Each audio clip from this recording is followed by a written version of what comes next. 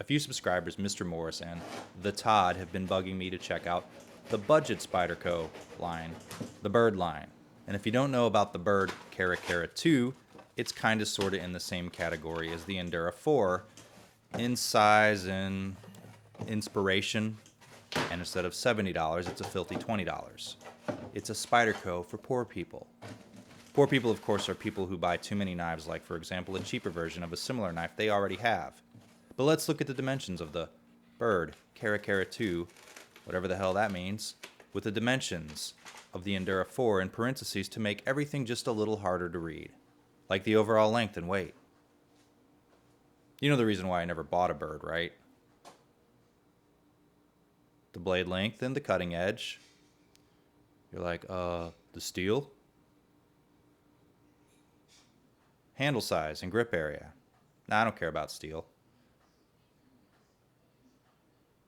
Spine thickness and handle thickness. I think the opening hole is ugly. That's really the main reason. And tallness. I like the look of the Endura, but I think the Cara Cara 2 is ugly, so go figure. Spyderco's poor person's line of knives is known as the Byrd series, and the hallmark of them is they're made by value labor in China with a value Chinese steel and maybe some value materials in some other areas too. However, based upon the Byrd and when compared to my other Spyderco's fit and finish and construction and deployment and basic functionality, it is on par with their main line of knives. Yeah, even the USA ones. The Cara Cara 2, when compared to the Endura 4, in the blade area has a slightly shorter cutting edge. It falls in size between the Endura 4, the largest of the three, these three I'm talking about here, and the Paramilitary 2 being the smallest cutting edge of the three, but also the most expensive. The blade is a drop point satin finish made from a flat ground 8CR13 MOV steel. I like flat grinds because they're slicey, and this one was very sharp out of the box.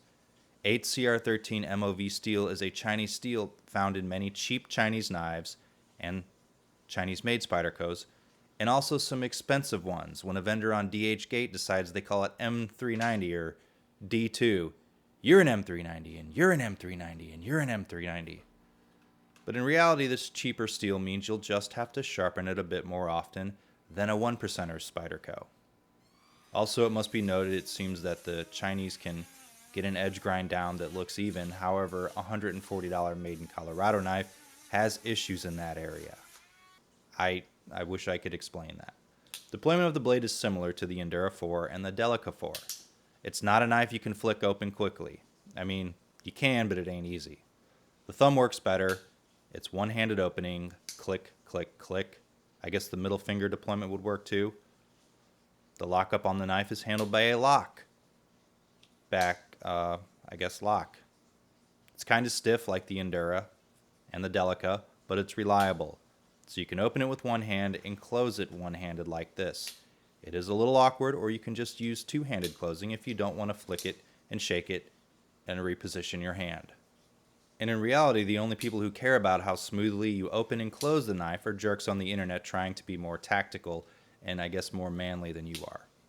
But you can be safe, who cares? The handle. The handle is a good size. For regular sized hands and even larger ones, it also works well. I have extra room to spare, and there's also a choil up front that invites choking it when you need to hold the knife in a different way. Also called the stranger. I feel like I've said that before.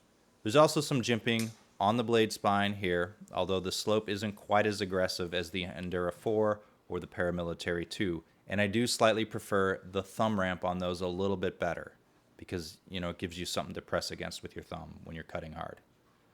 The handle is made from FRN or fiberglass reinforced nylon or whatever, and inside there's a skeletonized nested liner that allows the knife to be thin and pocketable. A nested liner just means it's recessed inside the handle, and a skeletonized liner simply means it's made from human bones. The handle is textured and has a similar style to the bidirectional texture on the Endura and Delica, except uglier. I think I slightly prefer the texture on the Endura, but that's just because I'm used to it and it's hard for me to praise a $20 knife. It's like a stepchild. The handle on the Endura is also more comfortable because of the gentle slope of the rounded edges underneath the handle. Blade retention when closed is great on the Byrd, very similar to the Endura 4 with a very strong detent. You cannot get it to open by flicking it downward, and it won't open accidentally in your pocket either. And no, I didn't hit puberty. I recorded the first half of this a few weeks ago in the afternoon, and then the rest of it earlier this morning. Voice change. Pocket clip is very similar to the Endura style, except not painted. It's stainless steel and slides in the pocket very nicely. No Spyderco logo though. Almost like they didn't want you to know the Byrd is a Spyderco. Also, it's positionable to all 4 places. Okay, comparison. Now I know this whole review is one big goddamn comparison, but YouTube algorithms reward total time watched, not percentage watched. So if an internet person were to watch 30% of a shorter video and then 30% of a longer video, YouTube's like, hey, that longer video is better. We got plenty of server space anyway. I assume that's how YouTube talks. Where were we? Oh yeah, first let me show you the Byrd. And this is how you flip the Byrd. Sorry, I have very specific rules on the types of jokes I make, even if they don't fit well into the video. Also, have you heard? The Byrd is the least favorite of the 3 knives you have already seen. If the handle had those rounded edges and was a bit more similar to the Endura's handle, it would probably be just as good, minus the steel, of course. The cheaper steel means you have to sharpen it more often in theory. Now the Endura 4 is also a great knife and has served me well for years. I've reviewed all of these knives before, so go back and take a look if you want to know more. Now, however, the Paramilitary 2 is probably the best to fidget with and the nicest looking. And like I said earlier, it has the most uneven edge grind of the 3 because it was made in America. It deploys faster, closes easier. Do you know of a better reason? It deploys faster, closes easier, and also has the word military in the name, so it's more tactical. Let's look at the Spyderco Efficient. Now, I bought this a while ago and don't really carry it often. It's a little too small on the handle and blade for me, but, you know, that's my thing, not yours.